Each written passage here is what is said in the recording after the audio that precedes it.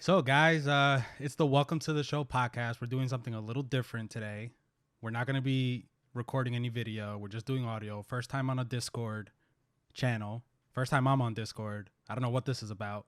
All I know is that I get 80 notifications when I wake up in the morning from this. It's nice in here alone.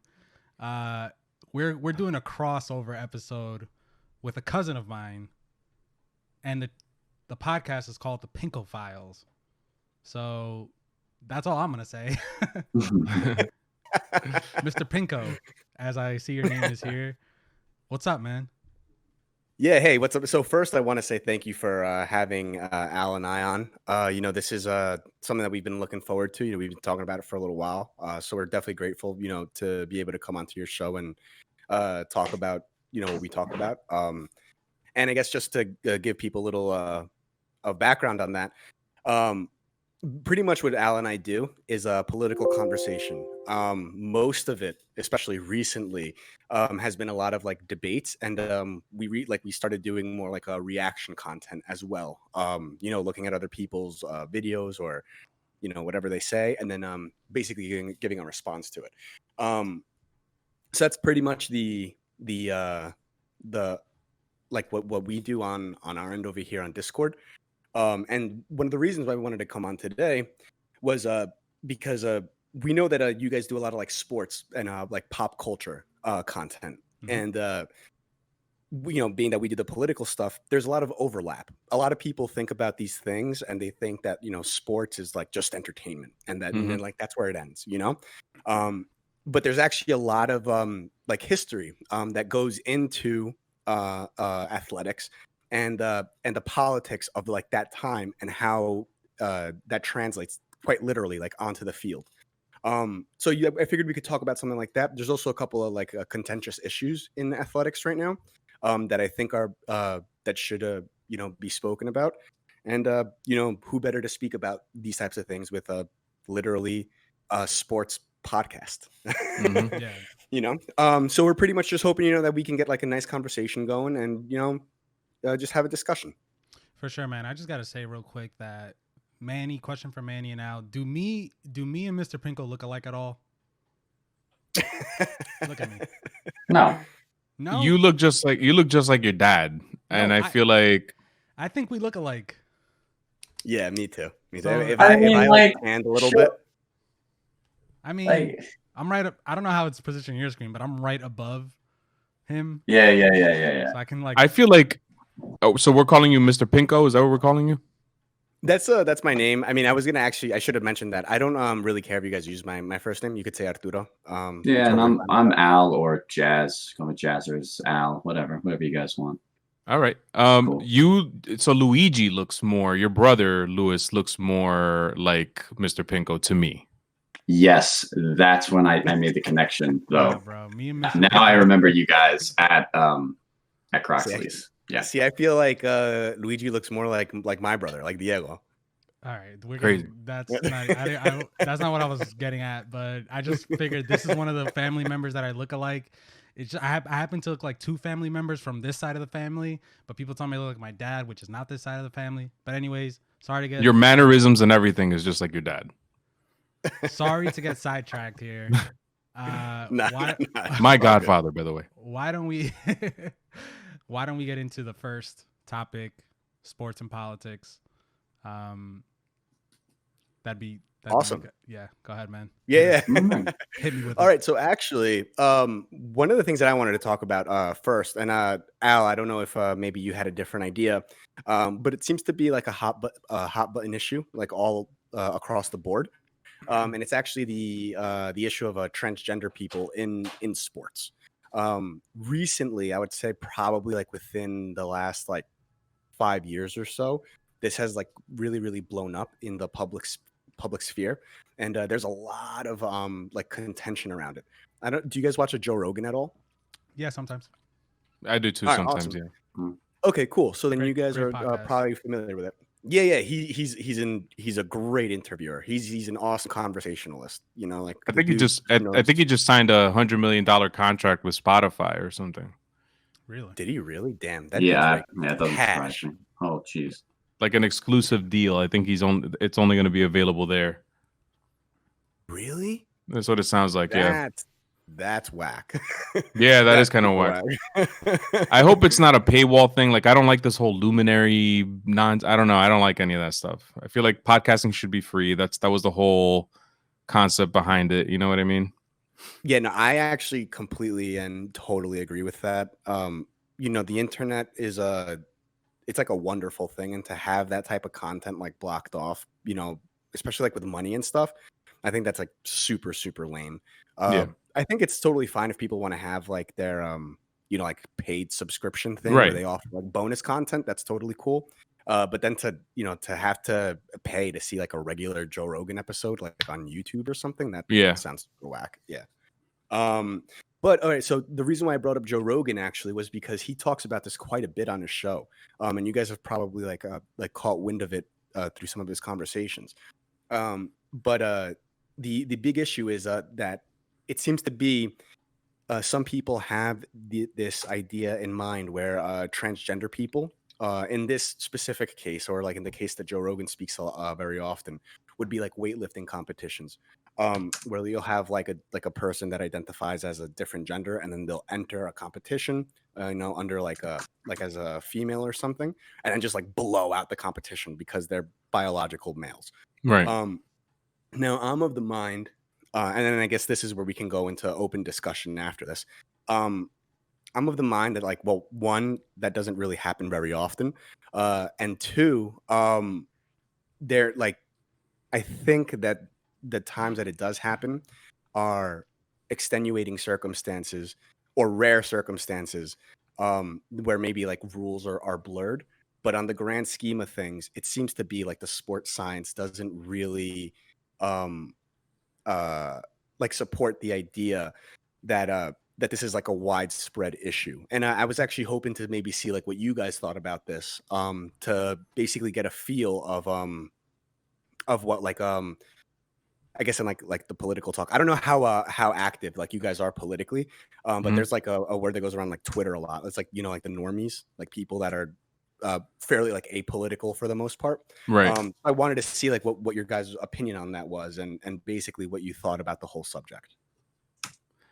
I think it's it's a difficult issue to straddle, for lack of a better term. Like, I think that I saw, I forget where I saw it. It was I think it was an Indian woman or an Indian male who identified as a woman and was entering, I think it was racing competitions, and she was like breaking all of the records,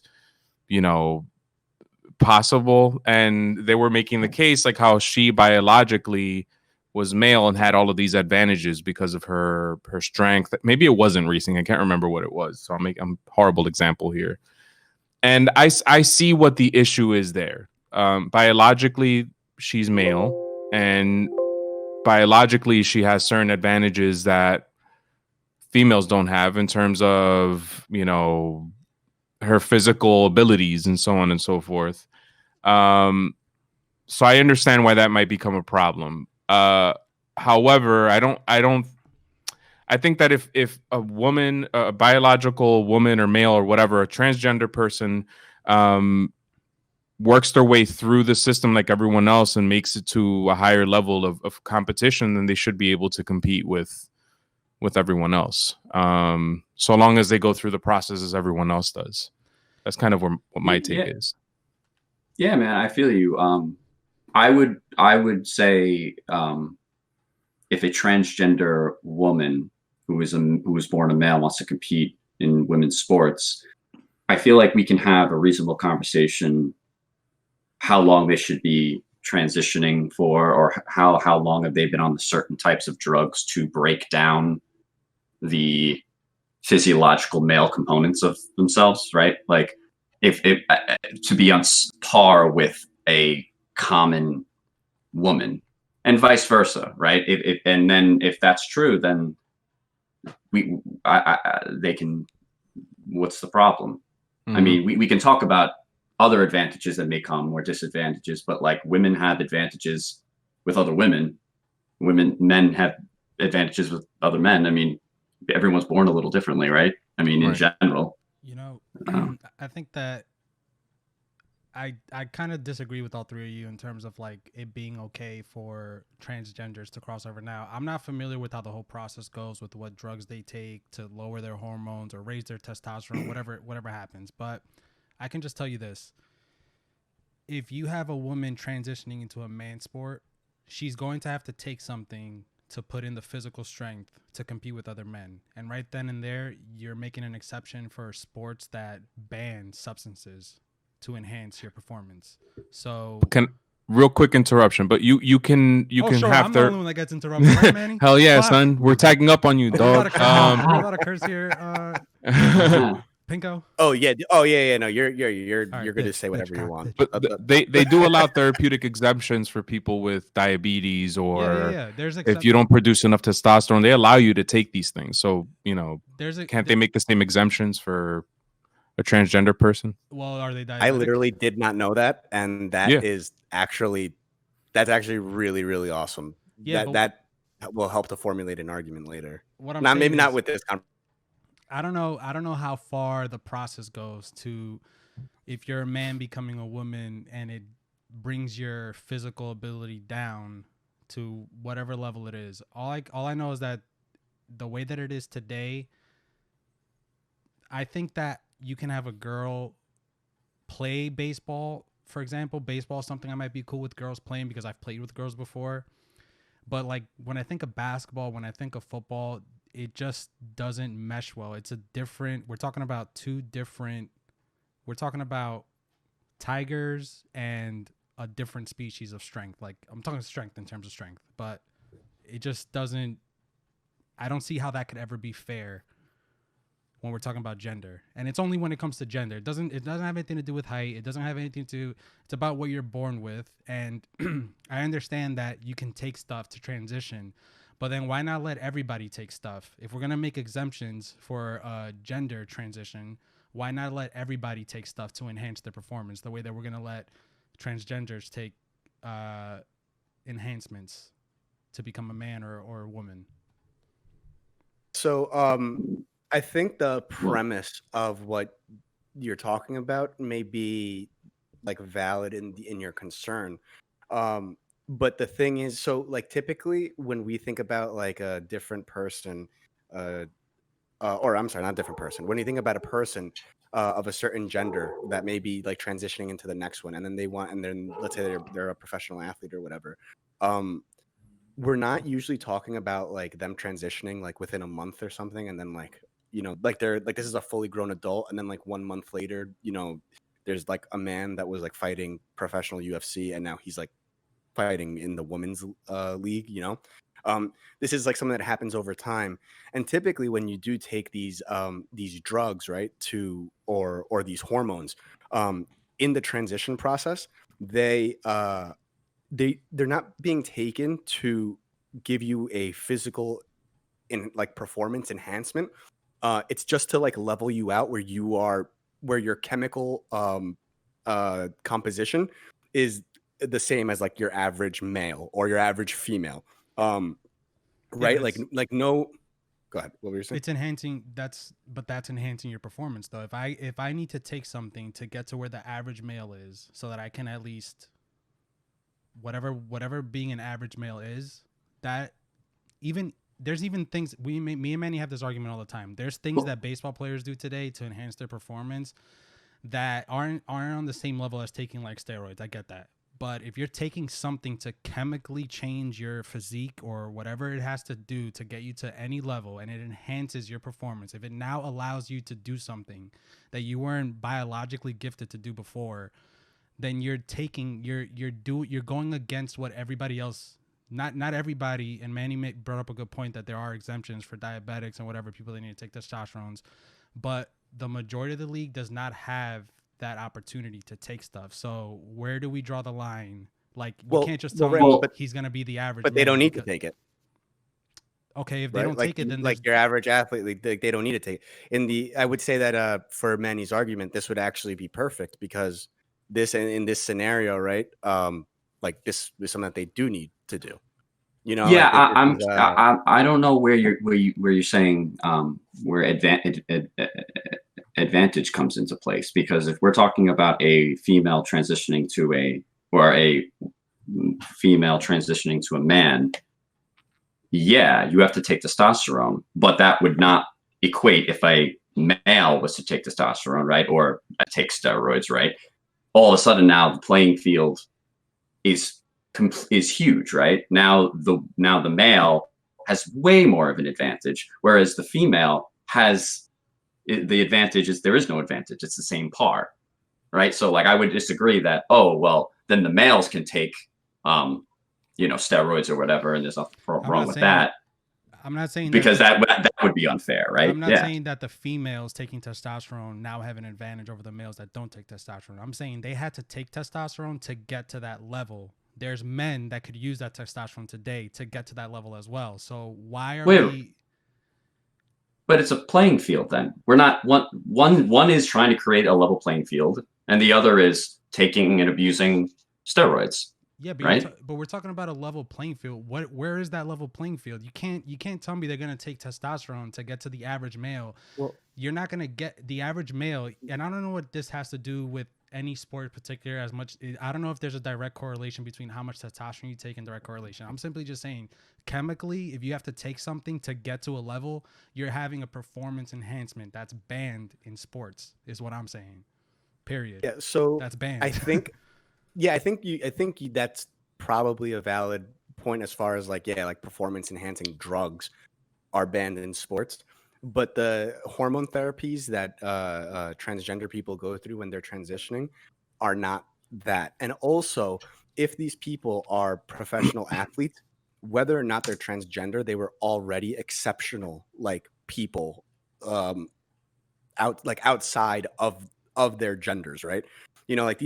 I don't think if a female transitions into a male or if a female transitions into a male, this is not going to make him like A-Rod, right?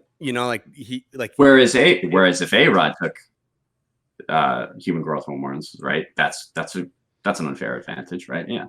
Right, yeah, because he's already an exceptional person, already who is going to be now, if he takes the steroids or whatever, now his exceptionality is going to be that much greater.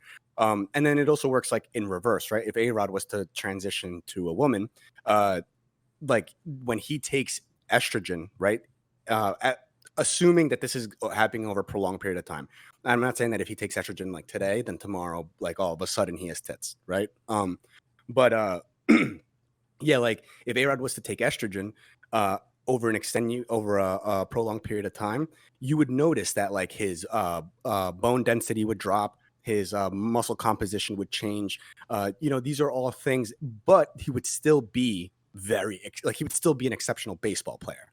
You know what I mean? Because he was already exceptional in that field. His gender had nothing to do with that.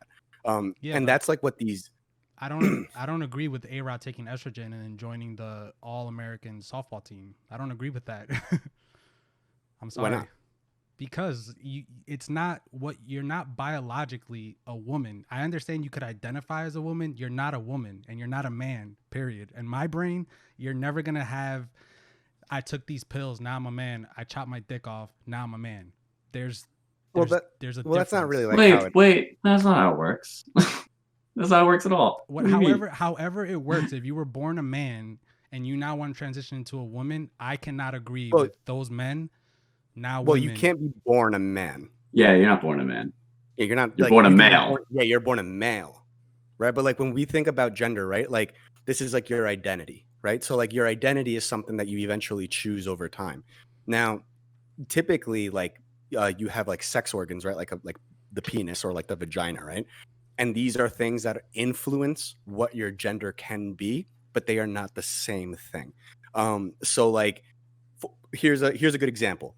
When you go to a wedding, what do you wear? Probably a black suit. Okay, so all right, yes, a suit, right? And if you were to bring a date, we'll call her Carly or whatever. What would Carly wear?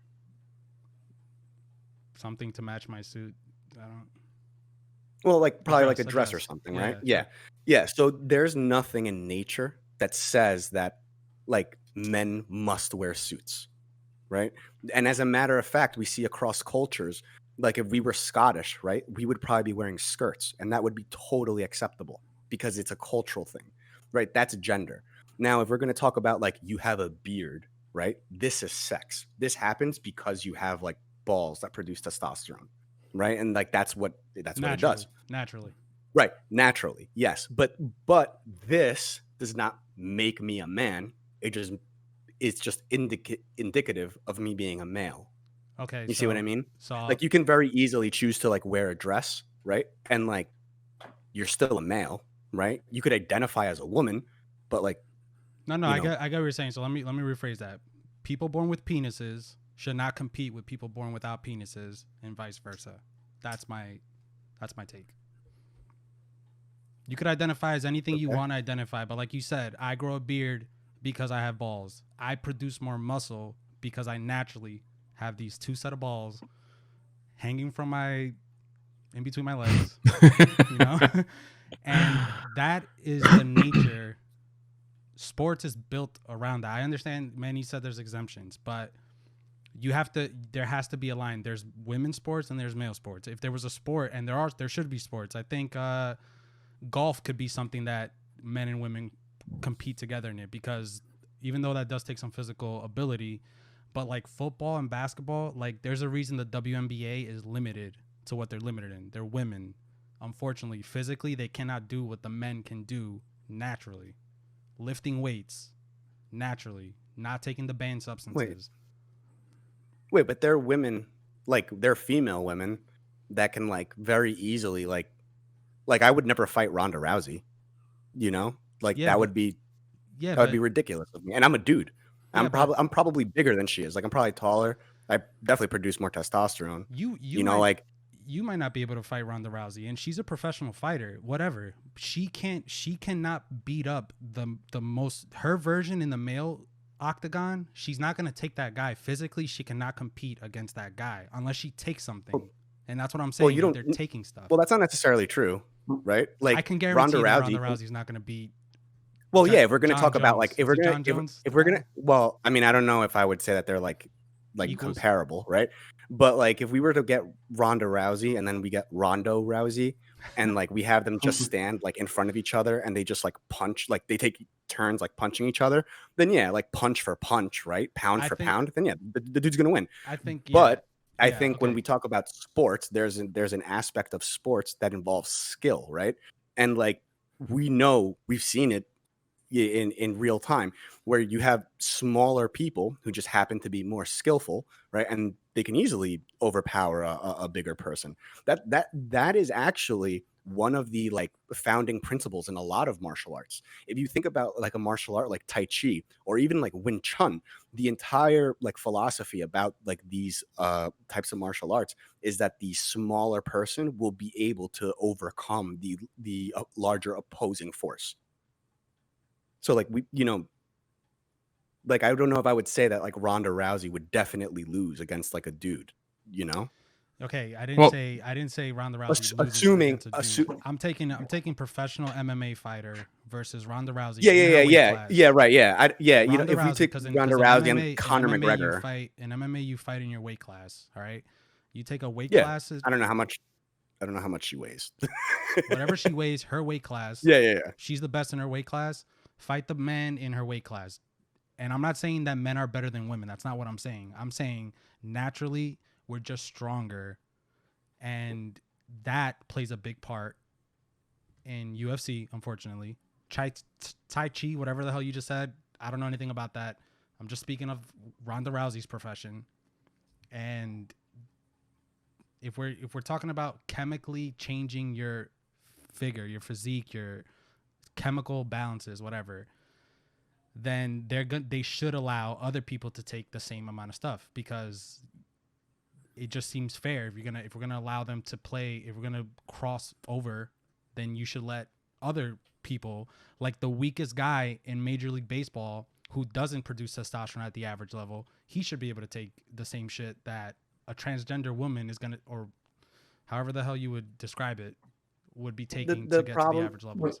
We can't do that with person to person with anything. That's impossible to do. Then they shouldn't let them do it either. Well, we can put people on. We keep saying like trying to make a level playing field as best as we can. But then when you say, oh well, no, we can't do that because okay. sorry, go ahead. Let me ask you something. Should we actually, man, you were gonna say something, so sip on that White Claw, man. Whoops. Yeah, man. Sponsor us. Please. Oh yeah, we're not on video.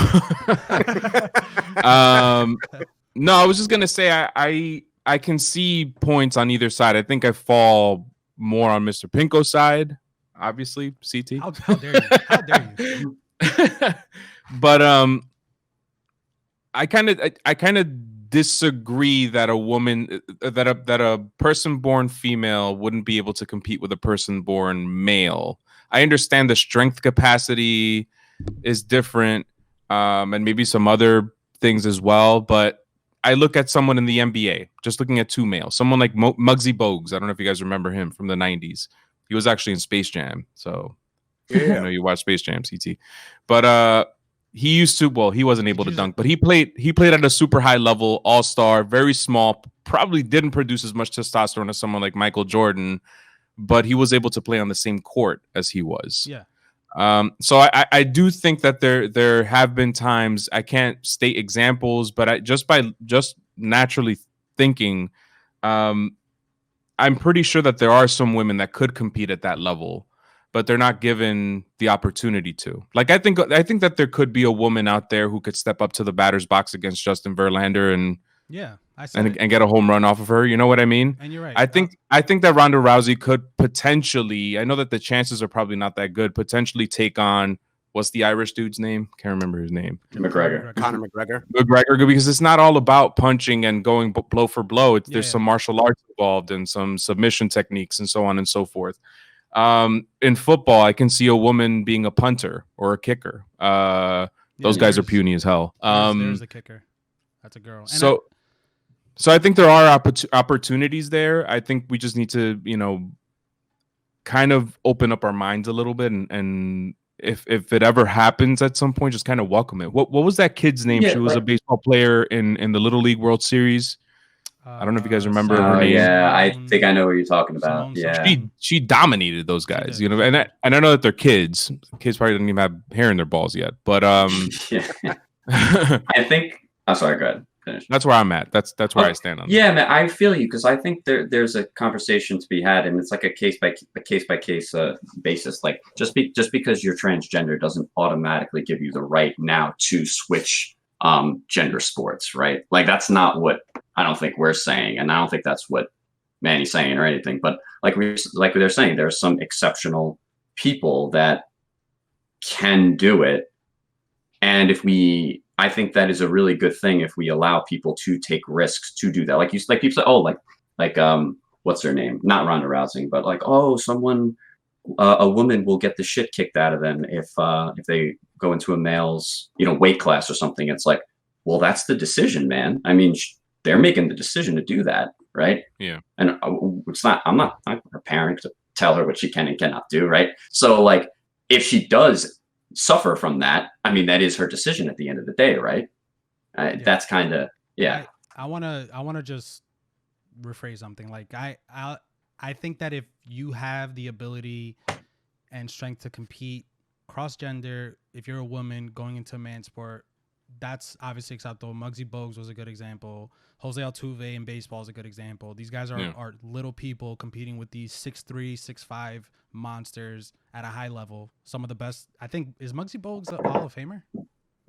He might be. I'm not sure. He was. Might be. I agree. He was pretty good. You can have that, but I think the only thing I can never agree. Well, today I can't agree with is taking something to change your born physical whatever you got to do to transition. If you got to take something to get you to a level, I can't agree with that, because there's tons of people on this planet that could take something to compete. There's tons of people on this planet on both sides that could take something to compete.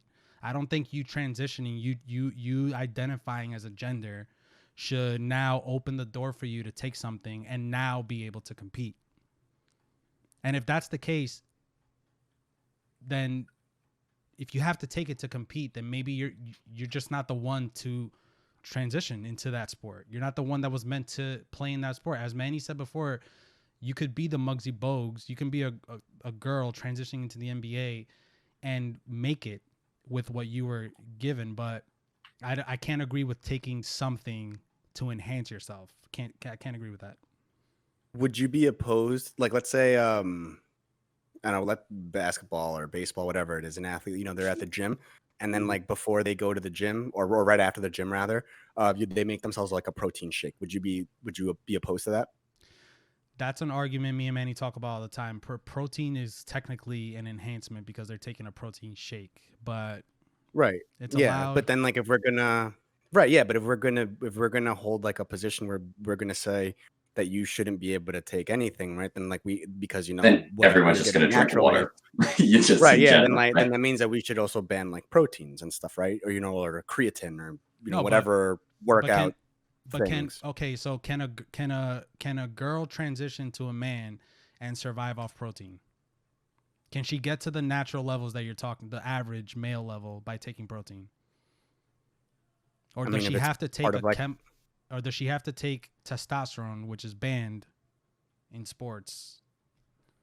well, so if I understand this correctly, and this is actually why it's better to have this conversation with you guys, because you're more involved in like the sports world than I am, so you probably understand the nuances of it a little bit better.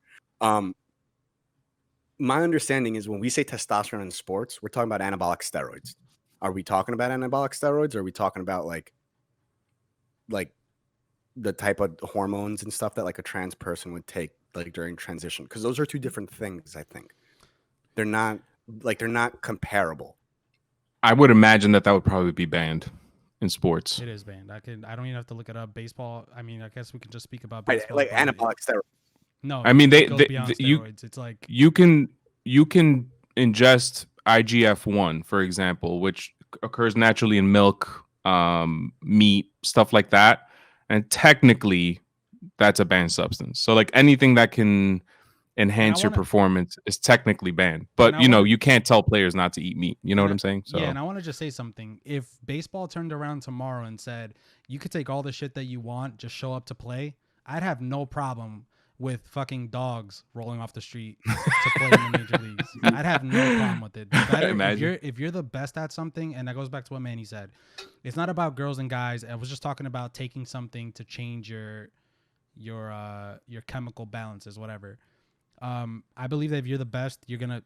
I said this yesterday in the show. Cream will always rise to the top. So if you just so happen to be the best baseball player in the world and you're a woman, MLB will allow it. I don't know about the NBA, but there are girls in systems trying to get to at least the college level. I don't know about NBA, but in baseball, that is a thing. I don't have a problem with it. We're talking about chemicals and taking shit. Yeah, I mean, I think that that your position becomes more valid when we talk about the age at which transition happens. Now, if I'm talking about like, you know, before we were talking about like Conor McGregor, Ronda Rousey, or A-Rod, right? Like if these people decided that they wanted to transition now and they wanted to still continue playing sports in the opposite league, right?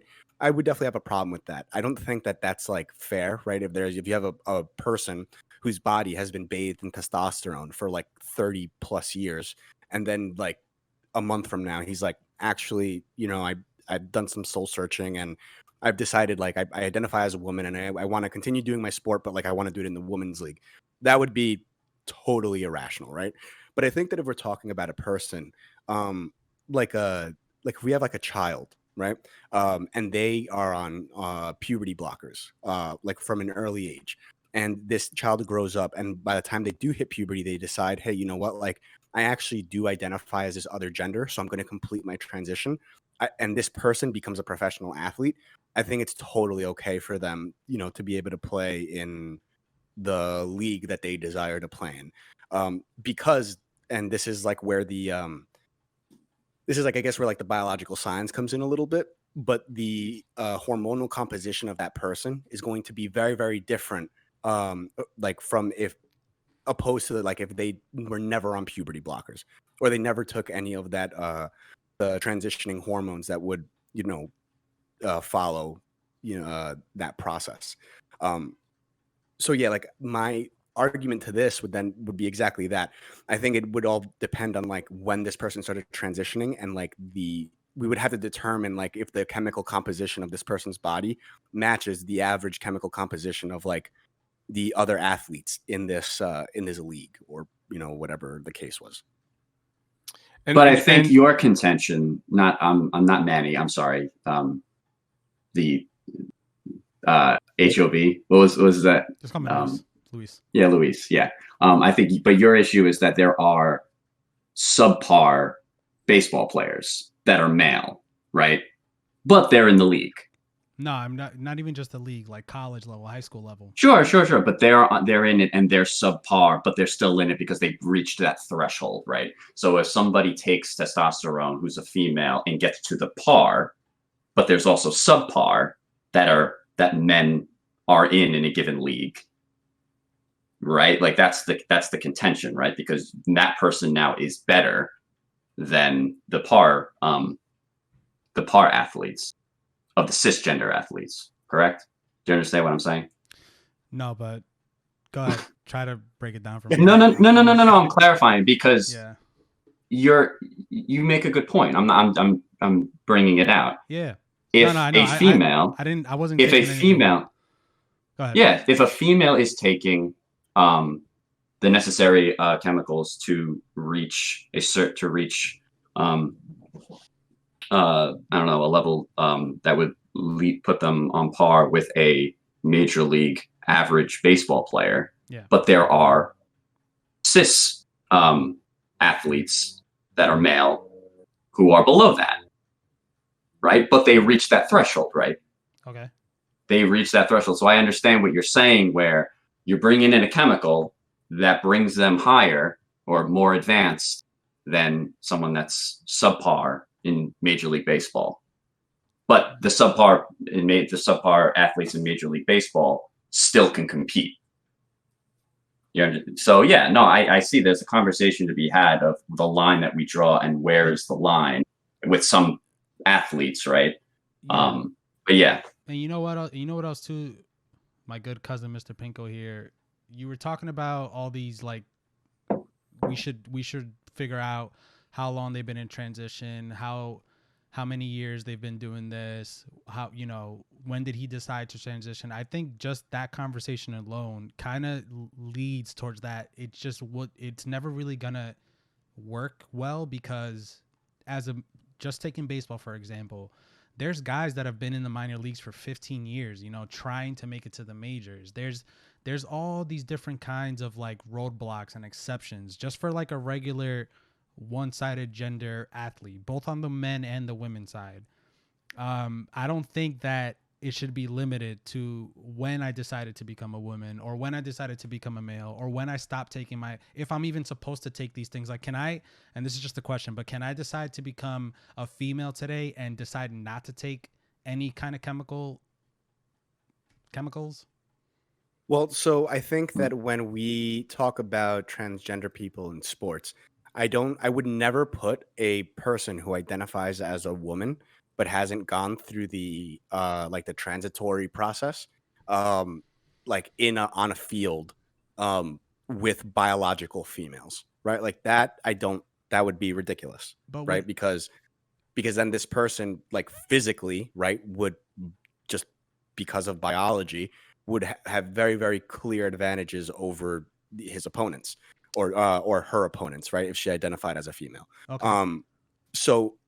But I think in the case of a person who has transitioned and who has gone through the process, I don't necessarily have a problem with these people participating in their desired leagues, for the reasons that I said before. These are people whose body compositions like pretty much match what your average woman or male would be in their given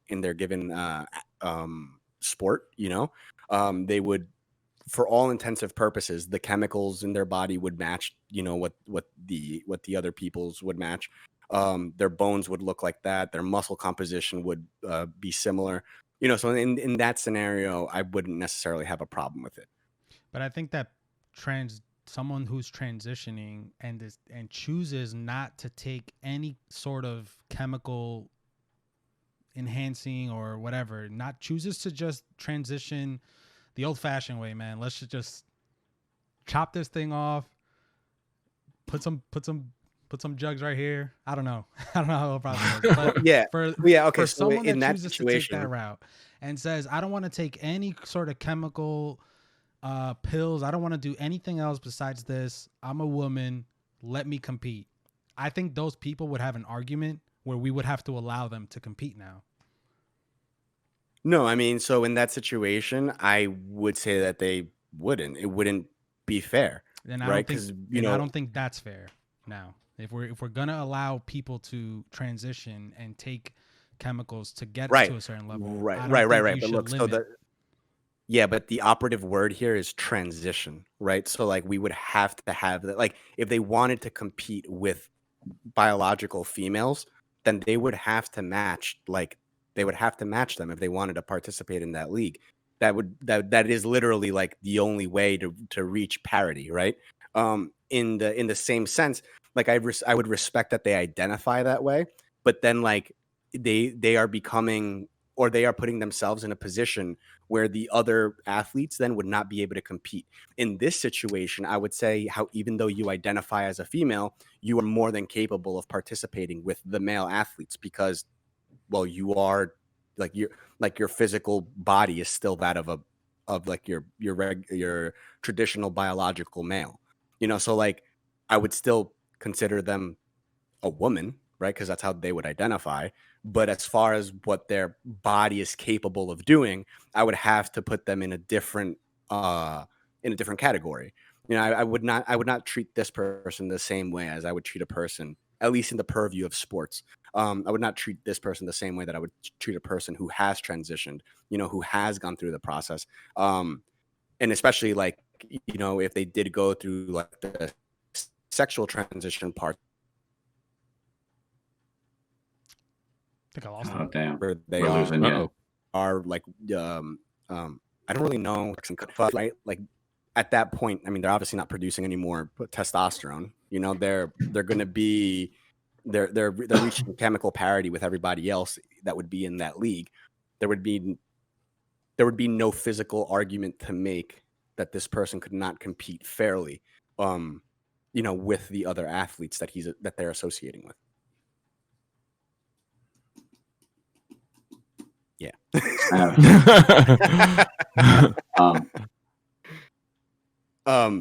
Yeah, I mean, I don't know if we don't have to necessarily like dive like too deep in this. I know that this is like a rather contentious issue. Yeah, we could change the topic if you prefer. Yeah, and I mean, I don't know if you guys have any like closing statements, at least as far as that one goes. But I did have something else that I wanted to talk about. If you guys wanted to hop over to that as well.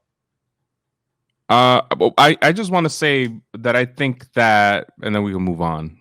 That I think it's okay to allow the higher ups, say in Major League Baseball, for example, to say, okay, as long as everyone is doesn't exceed this level or is at this around, give a roundabout number, a range of testosterone levels, so that or whatever chemical you want to test.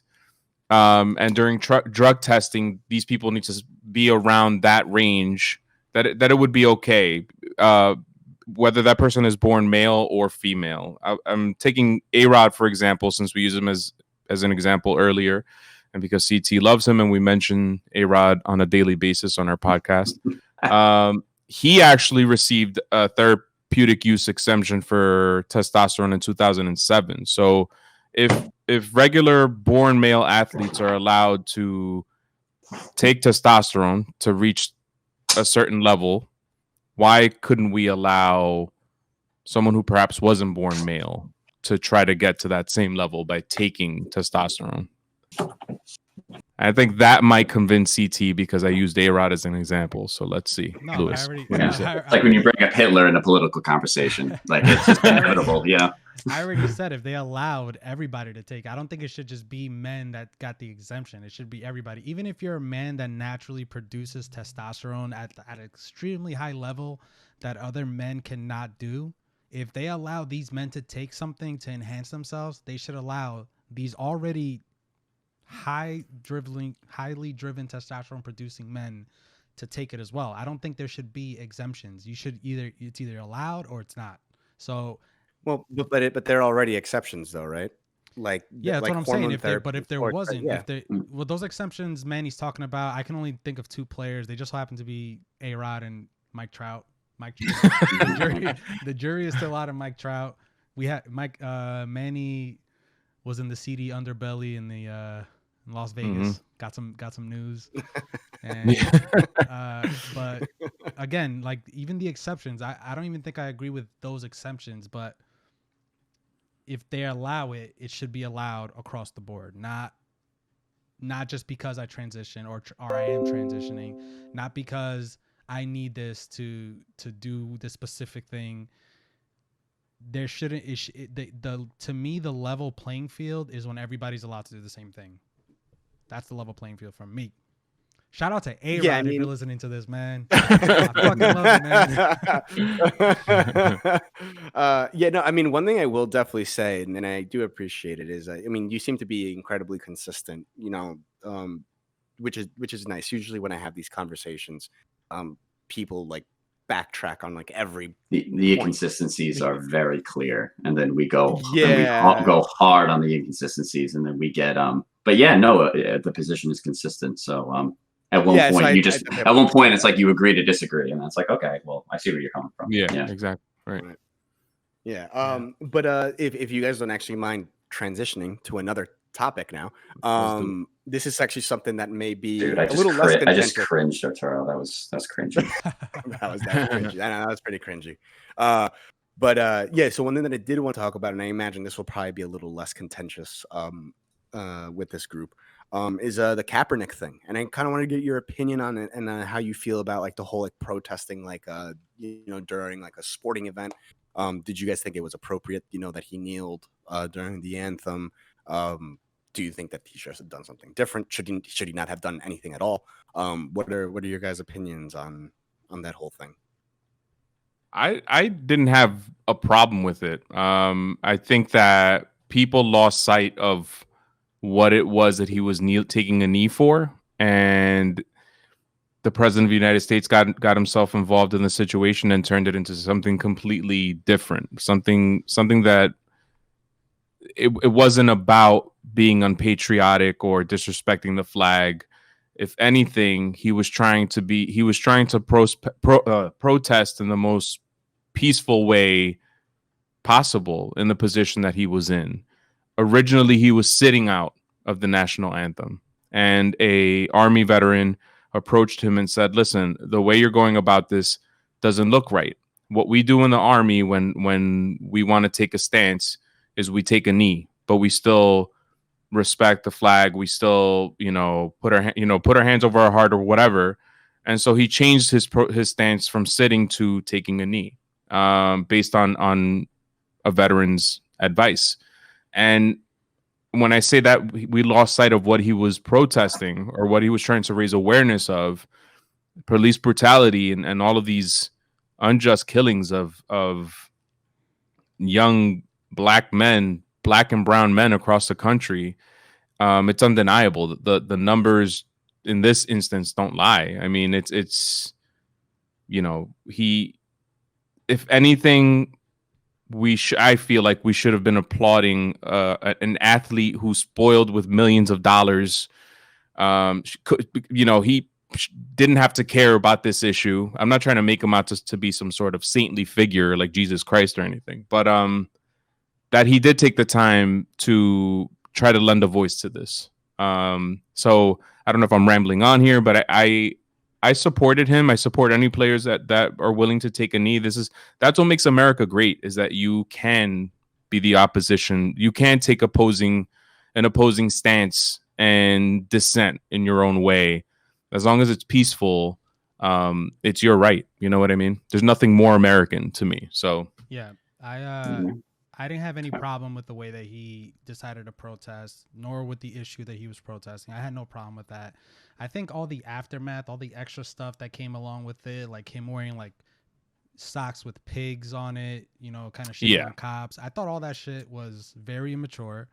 And I think everything that happened after that, even though he was blackballed by the NFL, I think everything that happened after that, Colin Kaepernick is part to blame why he's getting such a bad image today, because there's a way to go about it. If you want to play football, if he really wanted to play NFL football, he had to abide by the rules that the NFL is putting in front of him, because they're the NFL. They own the league. They run the league. It's the same way if I wanted to put a shirt on with a big, you know, I was going to say something really inappropriate, but if I wanted to put a shirt on and disrespect my Go ahead, company, bro. nah, it's so pointless. But if I wanted to put a shirt on and disrespect my company in any way, I wouldn't be able to do that. I would not have a job. If I wanted to go, and I know he wasn't doing anything against the NFL, he was doing against police brutality, but what he did affected viewership, money. It affected the pockets of the people that own the NFL. And when that happened, they gave him, well, we think, we don't know all the facts, but when they gave him the opportunity to come back and he didn't want to do it by their rules, he doesn't get to make that decision. And I think that's what people keep getting confused by. I think people need to draw the difference between him being a great quarterback in the NFL or him being a backup quarterback, which is what he was when he took a knee, and nobody's going to take a chance on a backup quarterback.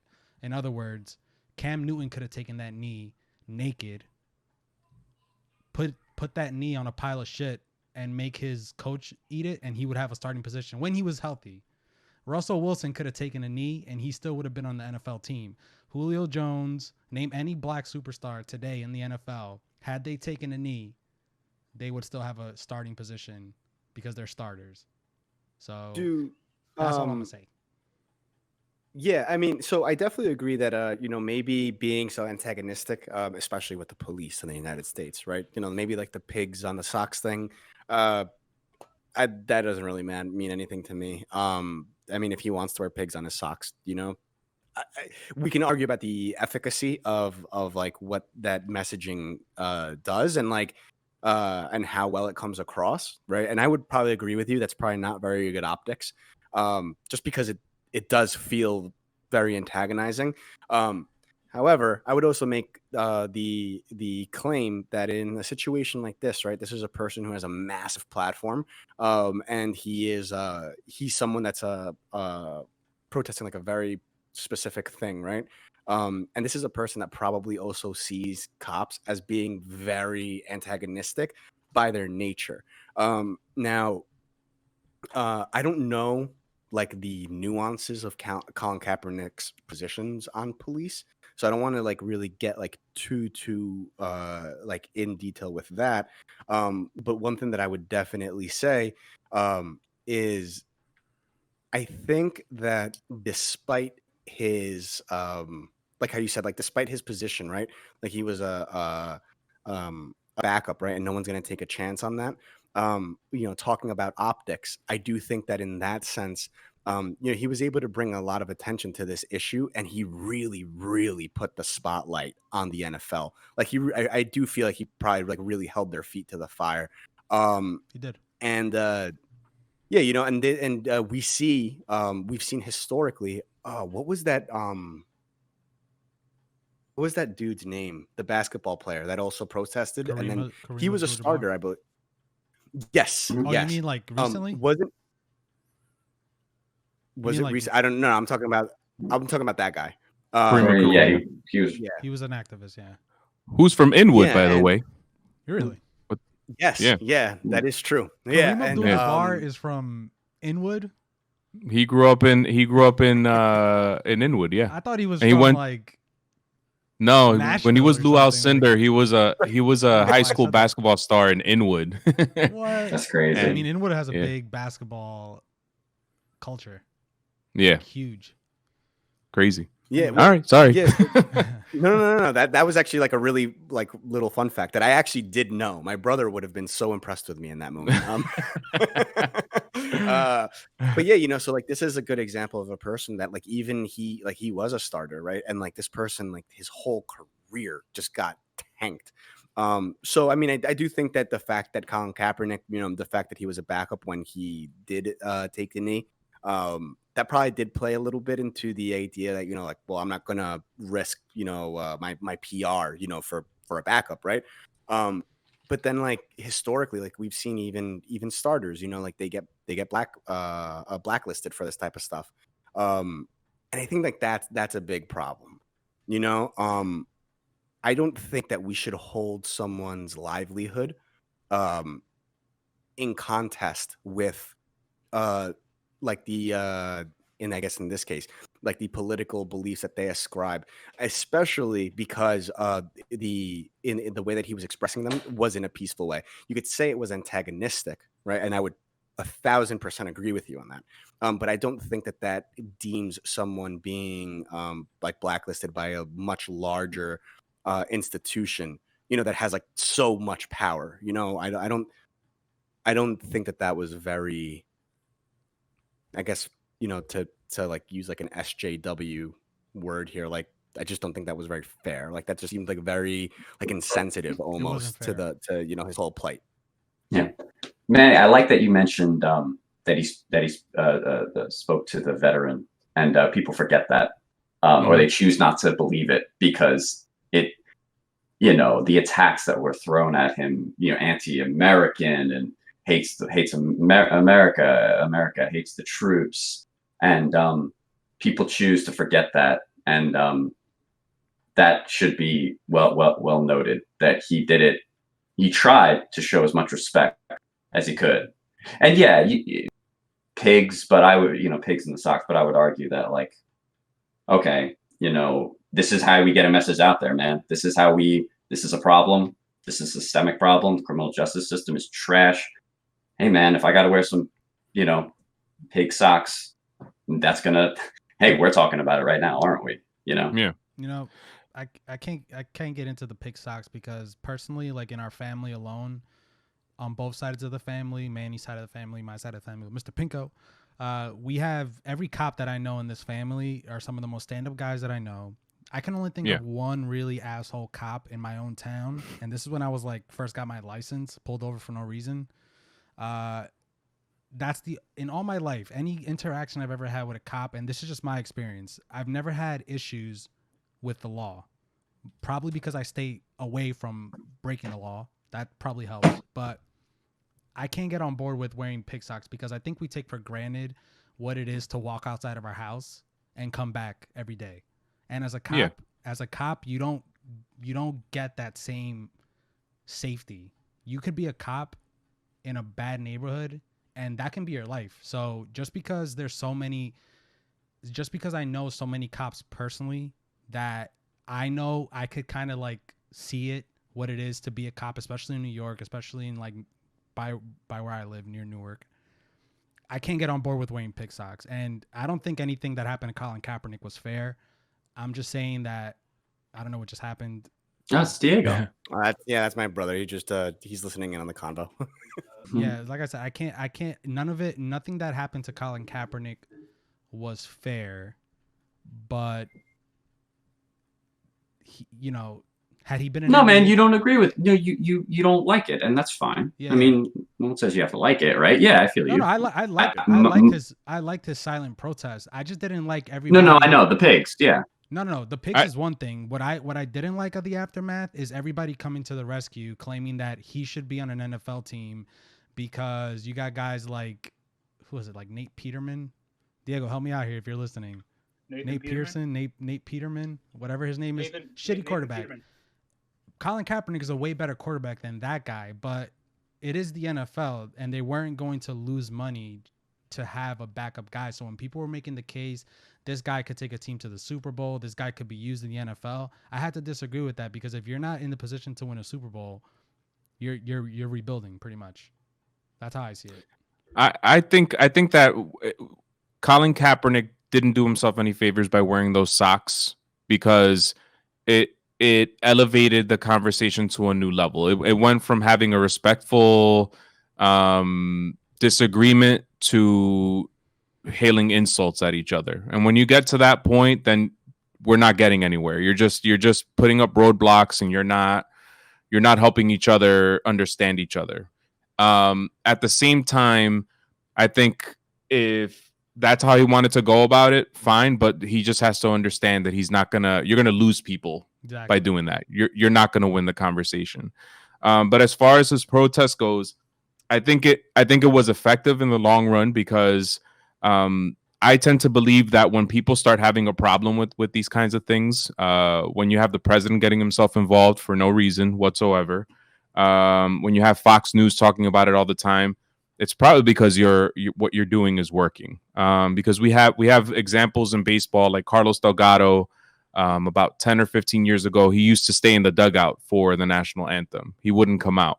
And people would talk about it, but it was never such a big deal like this. And Carlos Delgado, if you look at his statistics, he's at a time there, he was one of the top 10, maybe top 5 baseball players in the game. Yep. And it just wasn't discussed. You never heard about it the way the Colin Kaepernick controversy was discussed. So I think it's because people innately understand that there actually is a problem of police brutality in this country, and they felt uncomfortable that there was somebody on a higher stage calling it out in his way, in his own silent way. Instead of sitting there and saying to yourself, oh shit, there is a problem of white privilege in this country. There is a problem of police brutality in this country. And that's what he's trying to get us to have a conversation about. And instead, we live in a country now where we're so isolated and tribal and jingoistic, and we stick to our sides, and we don't want to have the discussions. But we're never going to fix the problems unless we start having discussions. Yeah. Yeah. Oh, go ahead, Al, if you wanted to say something. Well, yeah. Well, I was going to say, Louis, you have people, you have family members that are police officers, and that's great and that's admirable. But the conversation has to take place from both angles. I mean, I know plenty of people who have been been victims of police brutality, and the fact of the matter is, when someone puts some pig socks, you're damn right. Like, some people, that resonates with a lot of people, because a lot of people feel that, and the injustices that take place in this country, not just cops, but in the criminal justice system in general. So when you have people that, one might say, okay, you've gone too far. I mean, some people would completely disagree with that, because this is real life for a lot of people. And so I think I think it creates, though, the conversation, right? Like, we can be on this podcast and we agree or disagree, but the fact that we're talking about it is a good sign, is a great sign. And I feel like, and like Manny said, there are clear numbers that prove this. This is not just like one person's like anecdotal feelings. Like, this is backed up by data, that this is something terrible that's going on in this country when it comes to police and underprivileged African American communities. Yeah, I mean, we saw it just a couple weeks ago in New York City, where people. I taught in Harlem for 4 years, and I saw it with my own eyes. I was on 100th and First. I was on 100th Street and First Avenue, and it was like a war zone. And then you walk down 2 blocks, and it's the Upper East Side, and there's it's as peaceful as can be. And the way the police officers treated the community where I was working was completely different with the way the police officers were treating the people on the Upper East Side. And you saw it a couple weeks ago, where you had cops handing out face masks to people who clearly weren't social distancing in Central Park.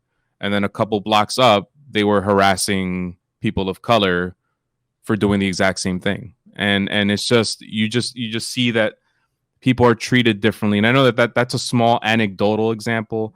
But there are other examples, like how the same person who stopped for carrying X amount of drugs in Wall Street gets punished far less than the person who gets caught with X amount of drugs in Washington Heights, for example. It's just, those are the kind of inequities and things that need to be addressed. So yeah, and I'm not saying that there isn't an issue with police brutality in this country. I'm saying that I can't get on board with something that depicts cops as a bad thing, when I know so many cops that risk their lives to do a job to make a living, something that we don't have to do. We sit behind this computer, we do our thing, we go to our daily jobs, we do whatever. And yeah, there's definitely a problem with police brutality. You know what? Call those people out, do whatever you want, put those people on a fucking dildo and plaster them all over the city and make them look like idiots, whatever.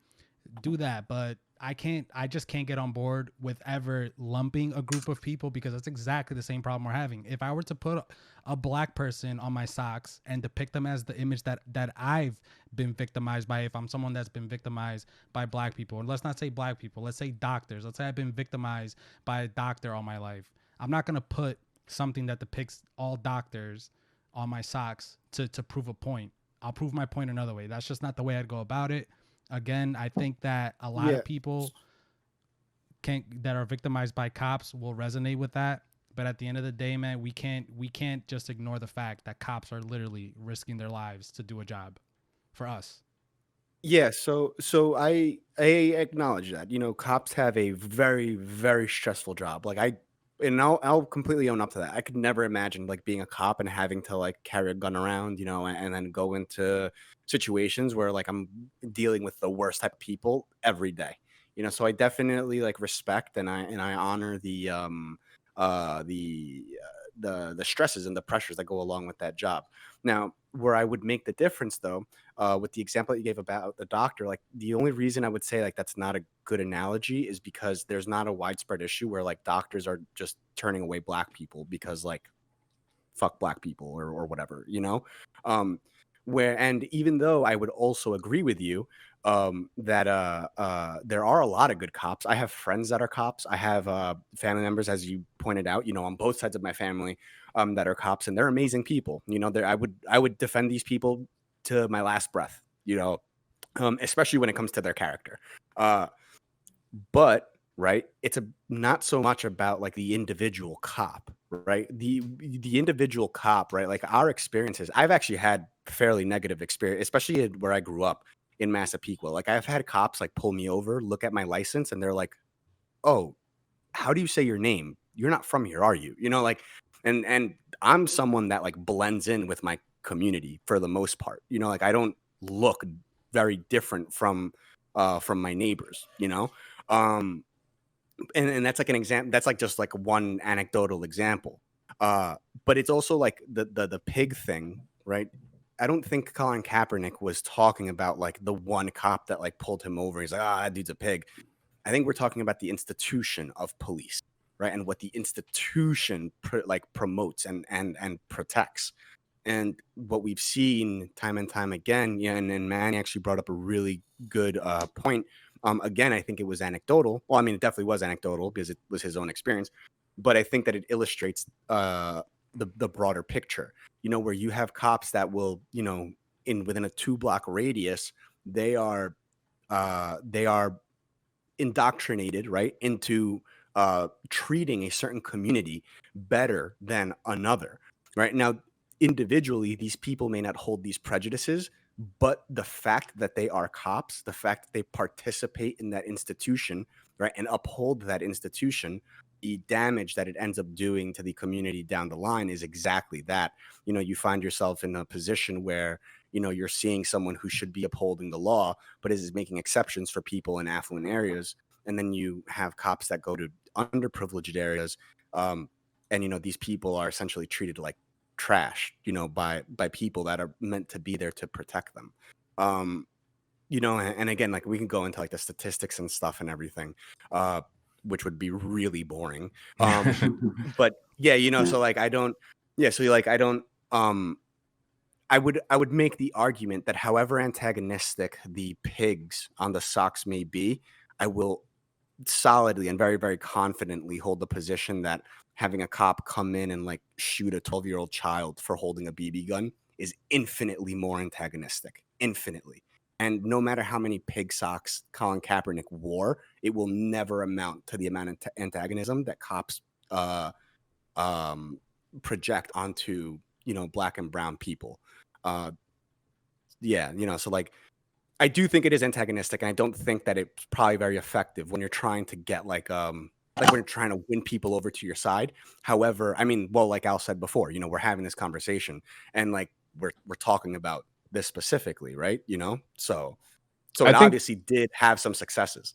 Yeah, I think it goes back to what I said before about how our country's so divisive right now that even though the position one side takes might be the right position, the other side just refuses to acknowledge or come over to that side just for the sake of being on separate sides.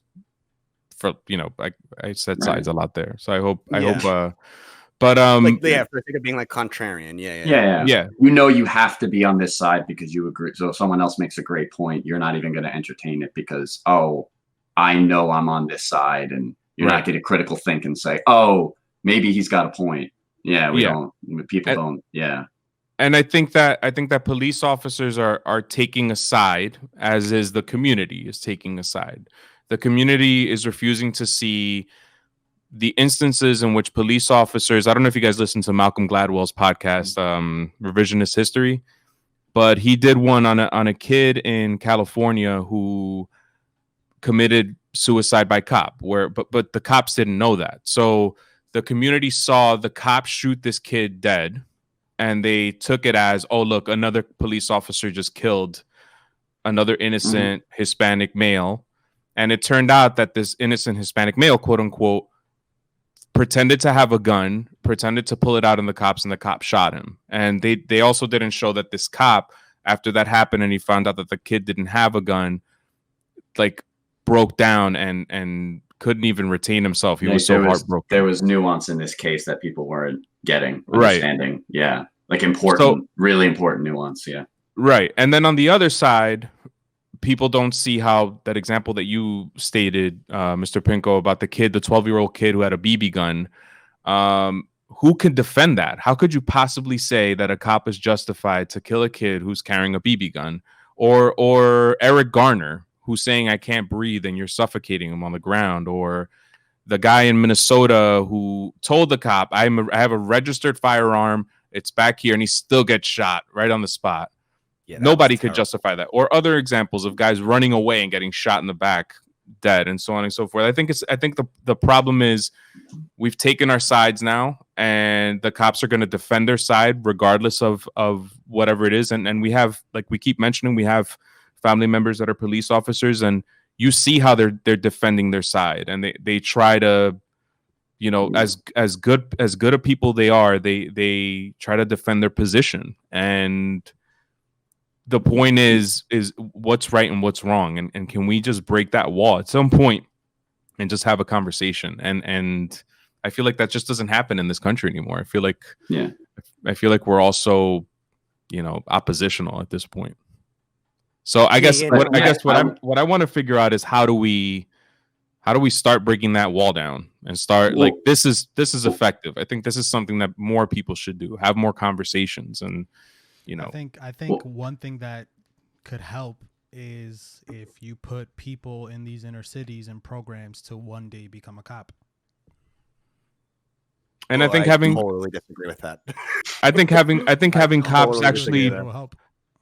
I think having cops actually patrol the streets and walk around and get to know the neighborhood, having stuff like that. Well, I have read where if cops are the same, for the most part, the same demographic as the people that they're supposedly that they're the district that they're protecting or their jurisdiction, then there seems to be good outcomes or better outcomes in that regard. I've seen some data. Thanks, Al. For that. Yeah, I think Manny, I think you said it the same thing, Bisanhel, is that cops and the community, right? We have separated ourselves into these groups where it's like, okay, you're either like the thin blue line or you're not, right? And you support the thin blue line or you don't. And one thing that I do think that we need to work, and I agree with Manny on this, that this is productive, right? Like these types of conversations, despite like whatever opposing views there may be and however uncomfortable they may be, this is productive. This is how we get to the solution. But yeah, I think that one thing that we have to do is like we have to be able to have cops understand that there is a side, and it is our side, Like that is what they're there for, right? You know, like they are supposed to be and I know that there's like another organization for the like, but to say it broadly, they are literally public safety, right? You know, so like there shouldn't be a, oh, I'm a cop, you're not, you know, like because they are part of the community, and I want them to be. I just want them to stop shooting people, you know, and I think a good way to go about it. So yeah, I think that how Al said, you know, if we have people from the community policing the community, that's gonna have develop trust amongst them because they're already gonna know these people. I think also like a big thing, and I'm huge on this, is we have to like stop like the war on drugs thing. You know, like there's always I don't know what just happened there, but what was I don't know if you guys caught that. Yeah. So I think we need to stop like the whole war on drugs thing. Like there's 100%. There is substantial information to show that like you have white kids and black kids who smoke weed at the same rate, and yet when a black kid gets caught with it, like the punishment that they receive is way greater than the one that the white kid would receive. I mean, that's kind of fucked up, especially like if they're doing the same thing, you know? These are little things that I think if we moved in that direction would help to lessen the contention between these two groups of people. Because like I said, no one, if you have a community, especially like in a urban area, right, where like weed is fucking everywhere, and then you're gonna have like, you know, like how Manny said, you're gonna walk through Central Park, you know, you're gonna see some dude smoking a J, and like cops are gonna ignore that dude. But then you walk down in Harlem, and you know, someone has like a dub on them or whatever it is, you know, and then like the cops like are jumping on this person, even though I don't think that happens in New York very often now because of the decriminalization and everything. But I think I think that the example still stands, right? You know, like these are people that are doing the same thing, participating in the same activity, and then the reactions from law enforcement are incredibly different. And what that does is I think it does build resentment, not only to the police, but to the other community that the police are like treating better. It makes the you know, the people that are being mistreated are looking at the other side, and they're like, dude, like why is this happening to me when, you know, when everything else could be exactly the same, you know? So these are all steps that I think that we can take to reduce the antagonism between these two groups. Quickly, did you guys want to go back to football? I don't know if you guys wanted to bring this back, but we got on police brutality and just politics in general. I didn't know if you guys wanted to go back to sports, but yeah. Yeah, no, we were talking about Colin Kaepernick. Right yeah, sports with Colin Kaepernick, but yeah, I just wanted to. There's nothing going on in sports right now. I'll be the objective moderator here. It's all right. Well, did you have go ahead, man. I just think that that, you know, what's that Fox News Laura Ingraham said about LeBron James? Shut up and dribble. Shut up and dribble, right? No, that's not what America is about. America is about, again, peaceful dissent, and when you disagree with something, saying that you disagree with something, whether or not your employer likes it. I mean, that's why we're in the position that we're, you know, that's why we've become such a powerful country, because we allow that here. When we start telling people to shut up, you have no opinion, just dribble the ball, do your job, be quiet. We're not American anymore. Yeah, I missed the whole point. Yeah. So you know, you had guys like Giancarlo, I forget his name, in the Olympics in the 70s, raise a black fist in the air. You know, you had Muhammad Ali, who refused to fight in Vietnam and went to jail for it. You have Lew Alcindor, again, Kareem Abdul-Jabbar. This is it's happened throughout all of history, and only now, because we have these quote unquote 24-hour news networks, Fox News, MSNBC, all of them. Any little thing or anything that's supposed to be a part of normal American life becomes controversial all of a sudden. And you know, it doesn't have to be. Let's just have a discussion. Why can't these news networks start their segments with, why is Colin Kaepernick taking a knee. Let's talk about it. What are the issues that he's, you know what I mean, that he's protesting? The argument from the other side, let's say of a Colin Kaepernick like dispute, it would always be like, well, I have a right now to criticize him for it, right? Like freedom of speech, I'm going to criticize his freedom of speech by voicing my freedom of speech, right? That's always seems to be this loop, right? That goes where if and to a certain extent, I mean, that's kind of true, right? I mean, like, yeah, like you can disagree with Colin Kaepernick, right? You can disagree with his stance when it comes to the criminal justice system and police brutality. But then it's weird because then it's framed as if like, do you disagree with Colin Kaepernick kneeling, or do you disagree about the stance, right? So it's confusing, and it depends who you're talking to. That I've noticed. Some people show their true colors, like on either side, you know. Yeah. And the facts are the facts. If the facts are laid out for the people, and in the same terms that we just did, like Mr. Pinko just outlined how like a kid who smokes weed in, you know, a white neighborhood versus a kid who smokes weed in a black neighborhood, and their punishments are completely, you know, different. I don't think anybody could disagree with that. You know what I mean? But it doesn't get outlined on either side. Instead, what people focus on is the outrage, and I'm talking about on our side too. Like I can't watch 24 hours news networks anymore because it's all about outrage. It's just trying to get reactions out of people instead of give me the information in an objective way with the facts and let me make my own decisions. And I think that if we operate in that way, I think more people would be on each other's side. I think that the people that take these positions of, for some reason, defending police brutality, that those numbers would drastically decrease, right? In my opinion. Yeah, it's also they want their politics voiced.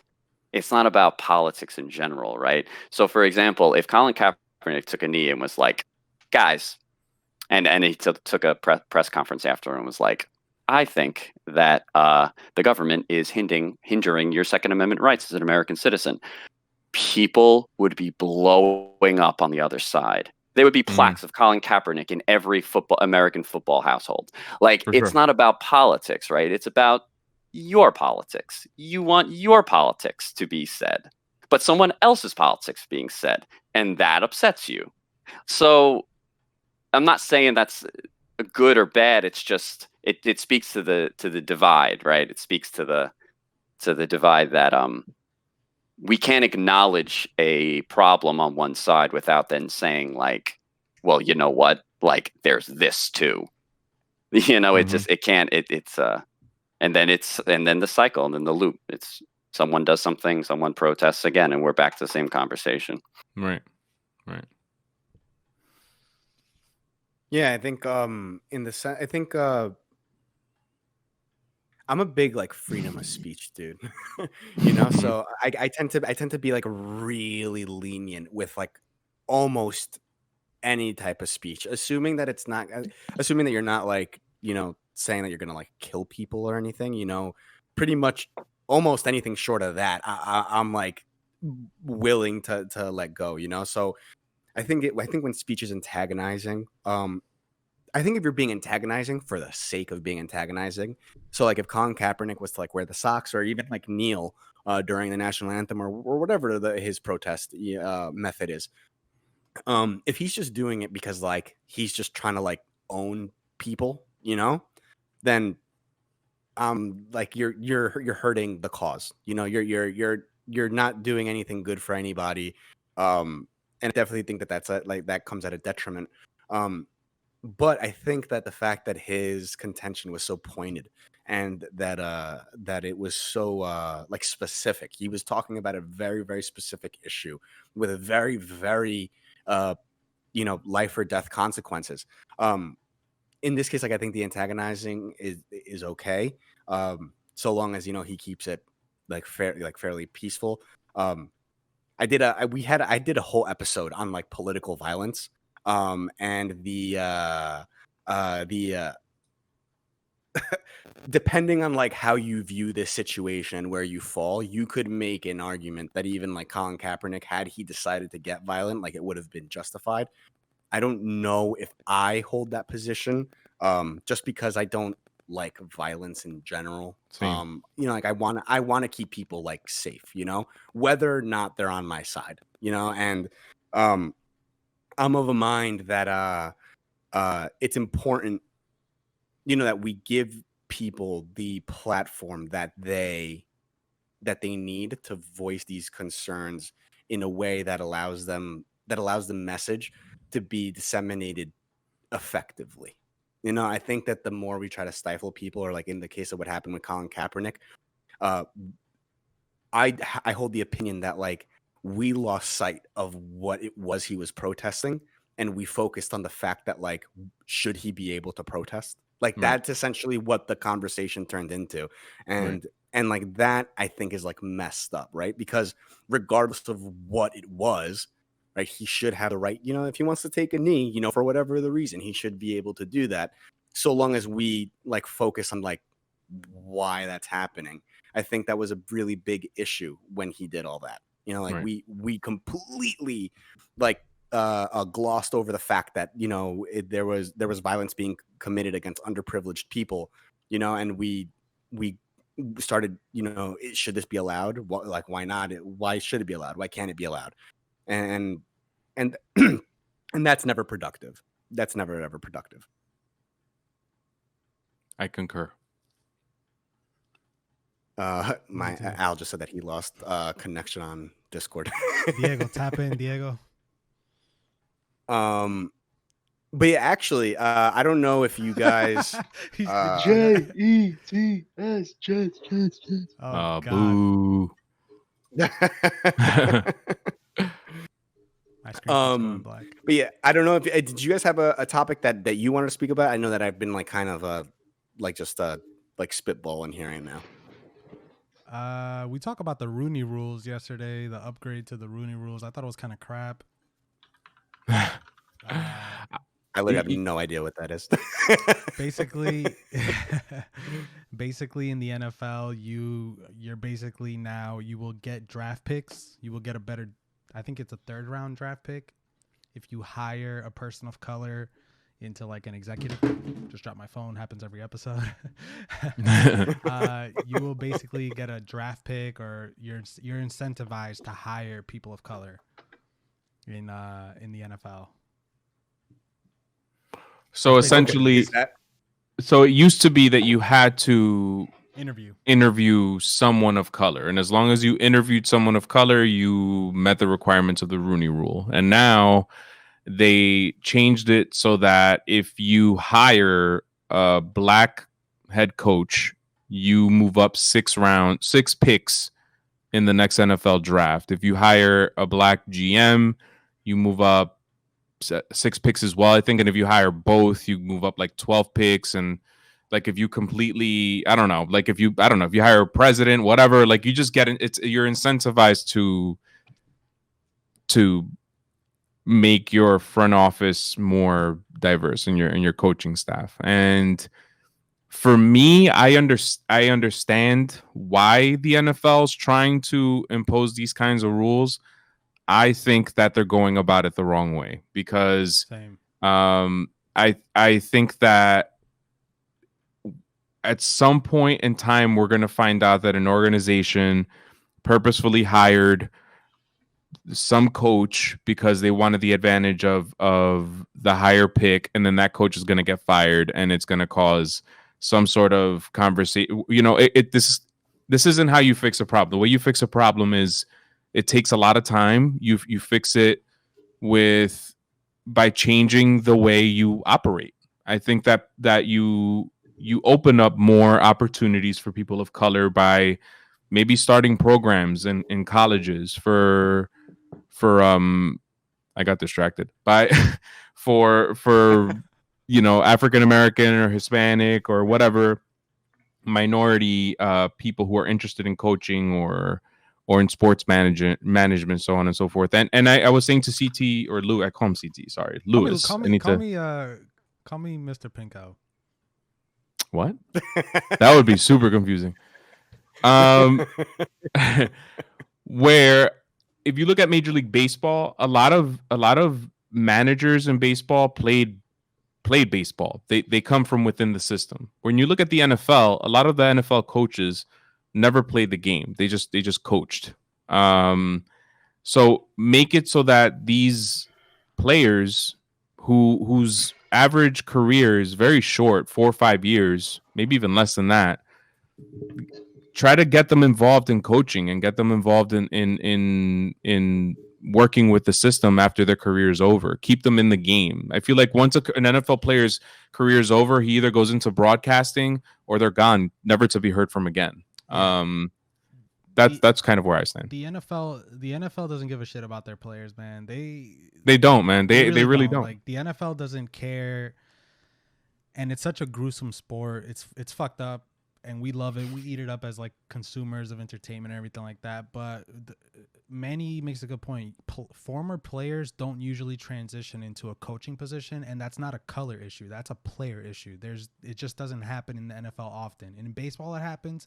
But I gotta admit, a manager in baseball is nowhere near what an NFL head coach job is. Like, No. you a head coach in the NFL has just as much influence in a game as the players do. It's not the same in baseball. It's not the same in basketball, at least for some cases. It doesn't matter who LeBron plays for. It's going to be LeBron all day.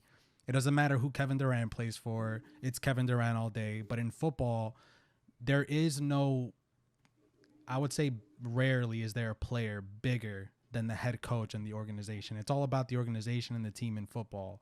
So in the NBA, though, you have a lot of ex-players. Yeah, but I don't think in the NBA, an NBA coaching position to me does not equate to what an NFL head coach position is. As a matter of fact, there's a team of people coaching an NFL team. There's an offensive coordinator, defensive coordinator, your head coach, your special teams coach. And all these people play a very important role. So that's not the argument that I'm having is that I don't think when I hear that you're incentivized to hire people of color, that doesn't speak equality to me. That's incentivizing one side versus the other. And we can argue that black people aren't given this fair shake in the NFL, but now there's literally a rule to incentivize you to hire people of color. And to me, that just doesn't mean equality to me. I think there's, like Manny said, do it from within, bring people up the ranks. Maybe it's former players, but I think there's a reason that former players don't transition into head coach. Being a head coach is a completely different thing. Just because you play NFL football does not mean that you would be a good head coach. I think it's what you said. I think in the NFL, players are trash. They're a piece of meat. They're expendable. They're expendable, and I think that's what it is. And I think that maybe start harnessing that relationship. Maybe start treating your players like people. I know you pay them millions of dollars, but maybe start treating them like people. Make them, have them be more involved in the daily operations. You see organizations like the New England Patriots and I know that Bill Belichick isn't black; he's white, so this is probably a bad example, but. He will take advantage of the incentives, by the way. He will take advantage of the incentives. He's gonna milk that. He's gonna figure out a way to. He drafts murderers and shit like that. But he deflates balls, shit like that. But he's an example of someone who I feel like he expects a lot from his players. The playbook changes every single week. You have to study, and you see that a lot of players that come out of the Patriot system end up, as commentators on TV or whatever. I guess I'm making a bad example because it's Bill Belichick and he's the biggest cheater in the NFL. But oh man, you bring it home. I'm sorry, man. I lost my train of thought. But basically, what I'm trying to say is involved. Well, actually, I have a question. If you guys wouldn't mind clarifying for me, because I think that it could lead to maybe a little bit more nuance in the conversation. Does there seem to be like a problem, like an institutional problem with the NFL as far as like not hiring like black or people of color that are like executives within that organization? Like, is that like an issue that they have? I think it's an issue across all sports. Personally, I think it's in coaching staffs and things of that nature. I think there are only 2 African American coaches in the NFL. Maybe one. Maybe it's just Mike Tomlin and Ron Rivera. So there's one black coach and one Hispanic coach. The head coach of the Dolphins is black. Oh, okay. Who did they hire? Ted Bolt? Did they hire Bowles? No, Diego. This is where you come in, bro. Come on. You're on mute. Exactly. Brian Flores. Brian Flores. Flores. Yeah, so I mean, I think if there is an issue, right? So you guys know what affirmative action is, right? Yeah. Yeah. Okay. So sorry, sometimes I have to like clarify because some of the people that I talk to, like they'll say that they know a lot about whatever the issue is, and then I'll bring up something like affirmative action, and I have to like give them like a step by step. But so I think if there's an issue institutionally with hiring people of color, right, then I don't really see a problem with trying to incentivize people to bring them on. Now we can have like a debate or a conversation about like how effective this particular method is and if this method is the right way to go about it. But we've seen historically, not even in sports, but like literally across the board, right? Especially in the United States, where people of color they tend to get like a bad shake for things, right? So like if it used to be that if a business let's say that there was like one supermarket in a town and like a black family had to go to that supermarket to buy food because the next one was like 30 miles away or something. That supermarket was well within its rights to like just deny that person because they were black. And affirmative action, now I know that's not exactly the same thing, but essentially, right, like this is what that type of action does, right? You know, it says you can't like just discriminate against people because of their color or whatever the case is. There has to be like extenuating circumstances. And as a matter of fact, you should try to diversify as much as possible because, you know, we've seen it empirically proven that diversity does have like it's a net benefit for our society. So when I think about, you know, trying to incentivize people to be more inclusive as far as like racial demographics go, again, we can talk about like the efficacy of that particular method, but I see no issue in incentivizing companies or institutions into trying to bring more people in of different backgrounds. You know, that I think ultimately is only going to help the institution grow and be better. You know, what I'm was getting at before is like having a problem with it is that I look at it like this. The NFL is the most entertaining thing on television. Like, if you don't like the NFL, if you don't like football, that's cool. But at the end of the day, the numbers, the views that one football game gets on a Super Bowl Sunday, regular season, you can't compare it to other things that are on television. That's how good of a product the NFL is, right? And I made this point yesterday. Our audio was a little fucked up, so you can't listen to that episode unless you... You can on YouTube, but it's annoying as hell. If you want to, if you're cool with your ears bleeding, listen to the episode. But the point that I was trying to make yesterday was that did I just lose connection?